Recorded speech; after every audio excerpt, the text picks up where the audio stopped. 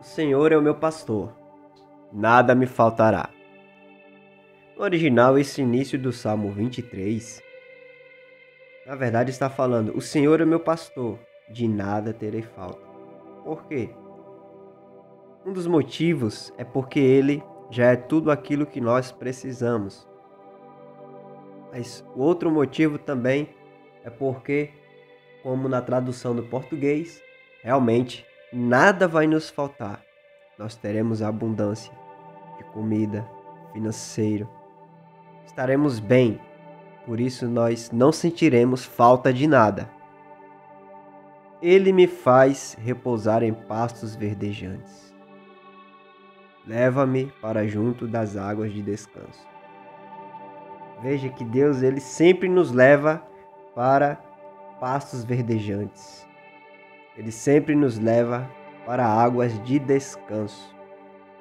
O Senhor não nos leva por um mau caminho, como alguns pensam. Na verdade, o lugar que Ele tem para nós são pastos verdejantes, são águas de descanso.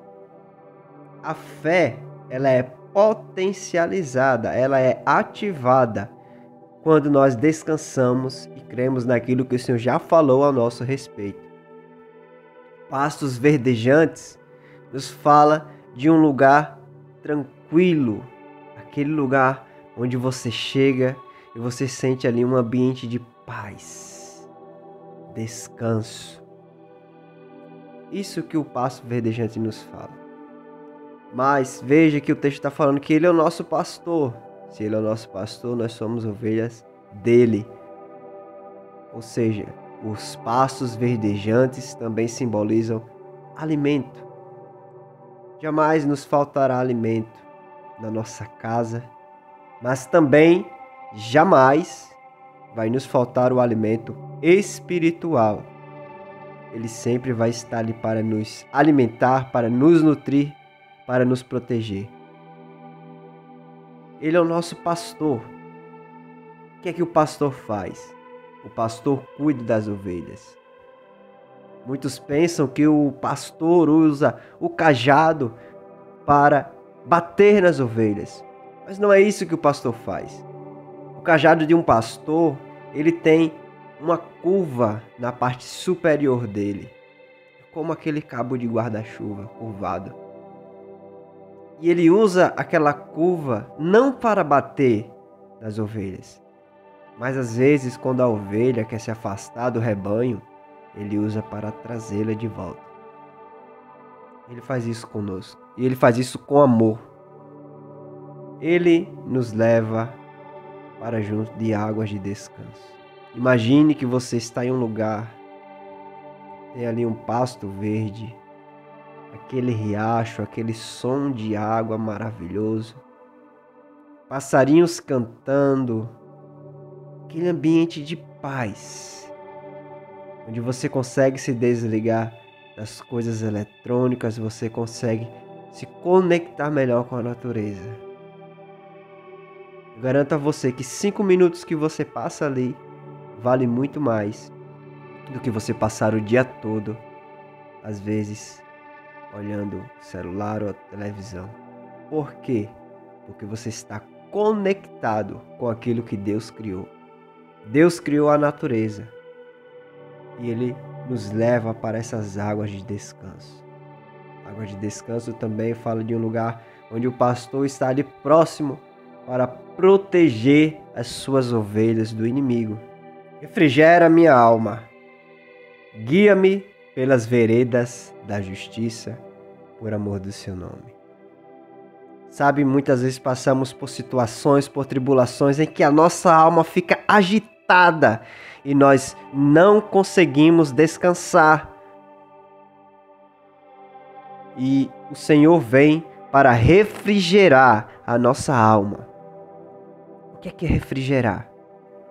Refrigerar é acalmar nossa alma, que muitas vezes está agitada com tantas preocupações do dia a dia. Ele vem para nos acalmar, para nos tirar as angústias que tumultuam a nossa alma. Seja preocupação financeira, seja preocupação com alguém da família, de uma mãe por um filho, da esposa pelo marido, dos pais pelos filhos, ou qualquer outro tipo de preocupação. Ele está sempre ali para refrigerar a nossa alma. Ele nos guia pelas veredas da justiça, por amor do seu nome. Naquela época, existiam caminhos estreitos que arrodeavam morros, aqueles morros, aquelas serras menores, que se você for, por exemplo, subir uma serra dessa, se você for em linha reta, você vai ter muitas dificuldades para conseguir chegar lá. Mas eles faziam caminhos em que aquele caminho estreito ia arrodeando aquela serra. E se você perceber, era uma forma de espiral. Muitas vezes você estava aqui no nível mais baixo e você ia lá subindo aquele caminho, arrodeando a serra. E daqui a pouco você estava exatamente acima do mesmo ponto que você estava lá embaixo. A diferença é que agora você está no nível maior. E muitas vezes precisava de mais de uma vez acontecer isso, até você chegar no topo daquela serra. Isso aponta para nós, nos dias de hoje, as batalhas que nós travamos. Muitas vezes passamos por alguma dificuldade aqui, e daqui a pouco nós passamos por ela, e daqui a pouco nós nos vemos diante de uma dificuldade igual ou parecida lá na frente. E aí quando vemos, na verdade nós estamos um nível acima, nós continuamos subindo até chegar no topo. É assim que acontece. Deus não permite provas das nossas vidas para que a gente fique no meio do caminho, mas para que a gente suba de nível até alcançar a estatura daquilo que Ele quer para nós. Veredas da justiça também aponta para Jesus, porque Jesus Cristo é a nossa justiça. Hoje nós somos justos porque Ele é justo. Ele se fez pecado em nosso lugar. E hoje nós somos justos por causa dele. Ainda que eu ande pelo vale da sombra da morte, não temerei mal nenhum, porque tu estás comigo.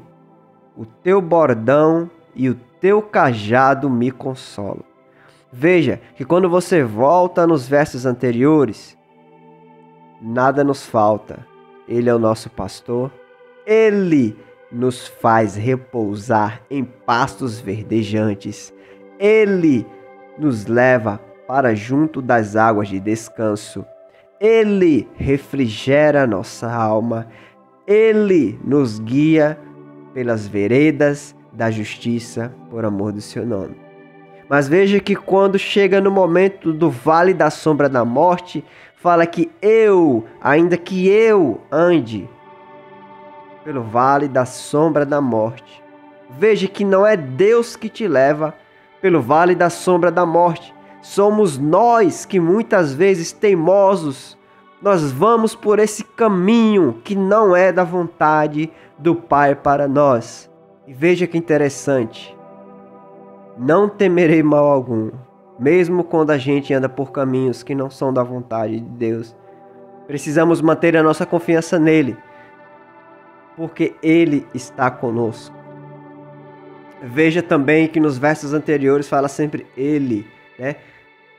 Transmite até uma sensação de uma certa distância. Mas quando chega no vale da sombra da morte, porque tu estás comigo. Veja que fala de proximidade. Nós vamos por caminhos escuros. Muitos pensam que Deus se afasta de nós, mas é nesse momento que Deus está mais próximo da gente. É nesse momento que Ele está ao nosso lado, e se nos faltar forças, Ele nos carrega nos braços. Preparas-me uma mesa na presença dos meus adversários. Unges-me a cabeça com óleo. o meu cálice transborda.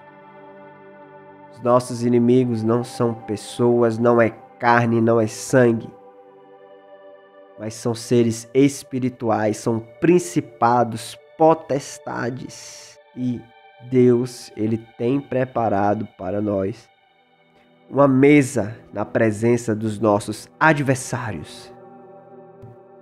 E Deus tem preparado uma mesa para nós diante deles. As armadilhas que eles estão fazendo contra nós, na verdade, vai se voltar contra eles mesmos. Unges-me a cabeça com óleo, o meu cálice transborda. Ungir a cabeça com óleo fala de unção. Deus, Ele tem derramado unção sobre nós e Ele quer derramar muito mais unção. Através do Espírito Santo, Ele quer derramar muito mais unção na sua cabeça, na sua casa, na sua vida, na sua família. E o cálice transbordar fala de abundância financeira.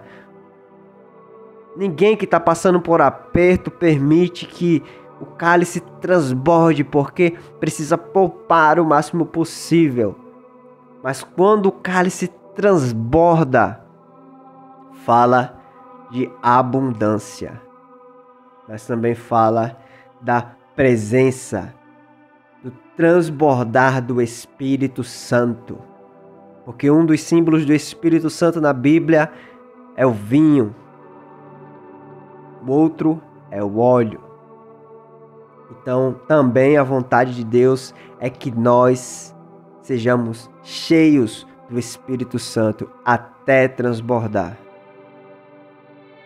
Bondade e misericórdia certamente me seguirão todos os dias da minha vida. Muitas vezes estamos preocupados com seguidores, mas basta que tenhamos dois: bondade e misericórdia. Se esses dois te seguirem, o favor de Deus vai estar com você. E habitarei na casa do Senhor para todo sempre. Esse dia vai chegar e nós vamos habitar na Nova Jerusalém.